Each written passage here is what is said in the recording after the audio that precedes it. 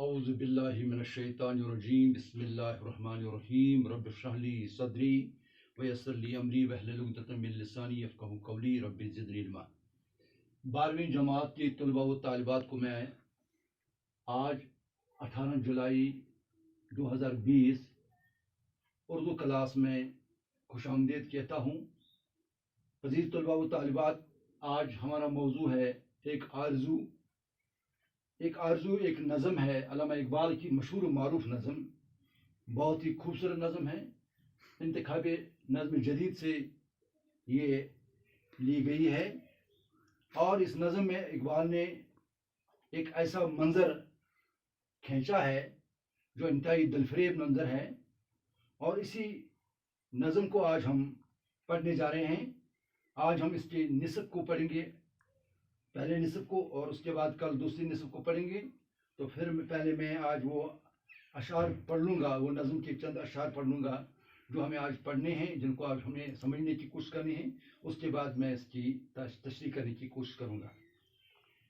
دنیا کی محفلوں سے اکتا گیا ہوں یارب، کیا لطف انجمن کا جب دل ہی بجھ گیا ہو۔ شورش سے ہوں گریزاں دل ڈھونڈتا ہے میرا، ایسا سکوت جس پر تقریر بھی فدا ہو۔ مرتا ہوں خاموشی پر یہ آرزو ہے میری، دامان کوہ میں ایک چھوٹا سا جھونپڑا ہو۔ لذت سرود کی ہو چڑیوں کے چہچہے میں، چشمے کی شورشوں میں باجا سا بج رہا ہو۔ آغوش میں زمین کے سویا ہوا ہو سبزہ، پھر کے جاڑیوں میں پانی چمک رہا ہو۔ گل کی کلی چٹک کر پیغام دے کسی کا، ساگر ذرا سا کوئی گویا مجھ کو جہاں نما ہو۔ سب باندھے دونوں جانب بوٹے ہرے ہرے ہوں، ندی کا صاف پانی تصویر لے رہا ہو دل فریب ایسا کوثر کا نظارہ، پانی بھی موج بن کر اٹھ اٹھ کے دیکھتا ہو۔ یہ چند اشعار میں نے پڑھ لیے ہیں۔ اب ہم اس نظم کو سمجھنے کی کوشش کریں گے۔ بہت ہی خوبصورت نظم ہے، بہت ہی مزیدار نظم ہے، بہت ہی اچھی نظم ہے، جاندار نظم ہے۔ ذرا اس کو سمجھنے کی کوشش کیجیے، اس کو بار بار پڑھیے اور اس کو سمجھنے کی کوشش کیجیے۔ جو اس میں مشکل الفاظ ہیں ان کی معنی میں بتانے جا رہا ہوں۔ اکتانا، بیزار ہونا، تنگ آنا۔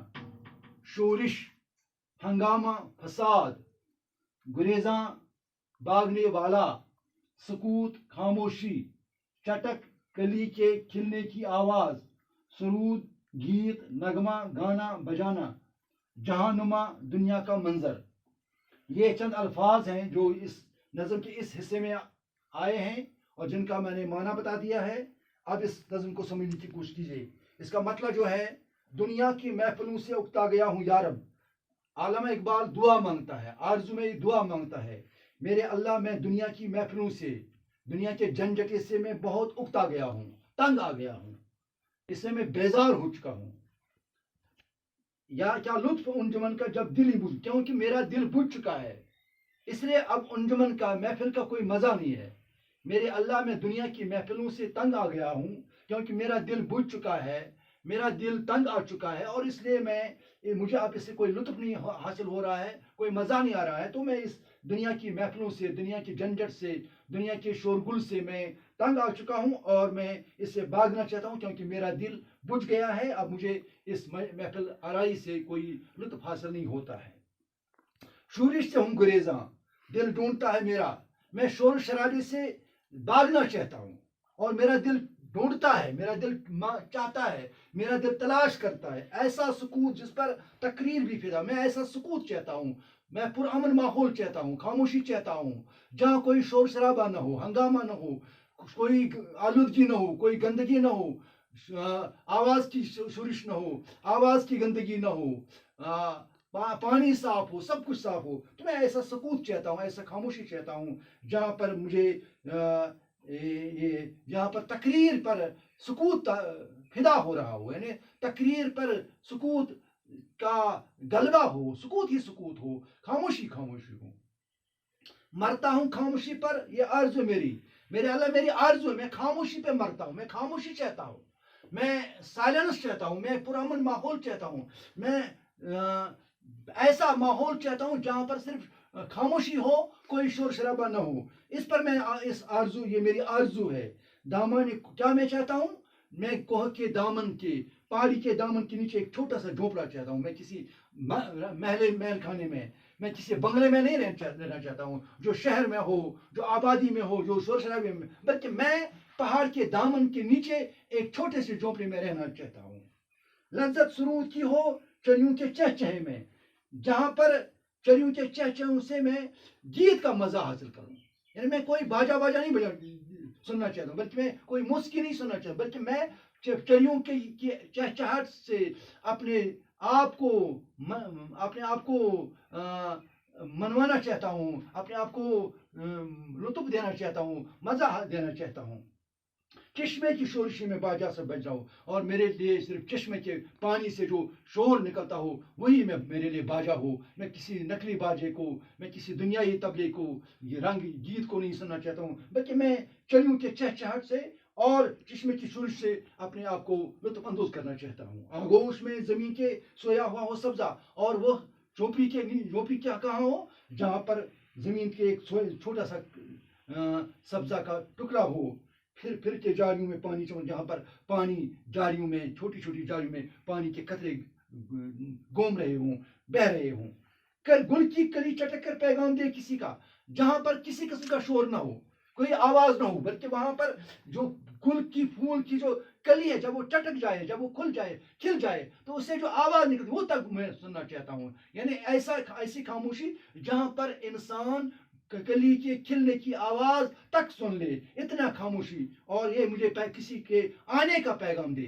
میں کسی مہمان کو نہیں, بلکہ میں کسی کے آنے کی پیغام اس سے سننا چاہتا ہوں. میرے لیے دنیا کیا ہو, دنیا کے منظر کیا ہوں, وہ میرے لیے جام جیسے ہوں.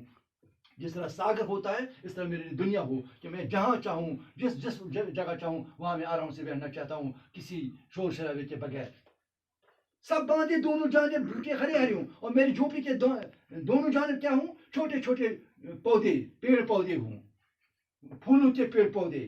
اور ندی کا صاف پانی, تصویر جہاں پر ندی کا صاف پانی ہو, جس سے انسان کا عکس دکھائی دیتا ہو, جو پانی آلودگی سے پاک ہو, جو پانی پولوشن سے پاک ہو, جو پانی صاف شفاف ہو, جس میں سے چہرہ دکھتا ہو, جس میں سے عکس دکھتا ہو.